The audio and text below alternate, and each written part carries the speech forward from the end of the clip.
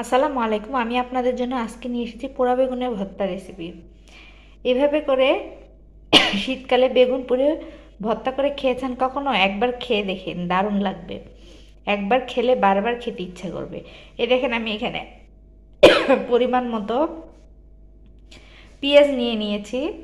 Sorry, আমার একটু ঠান্ডা লেগেছে দেখে কাশি হচ্ছে।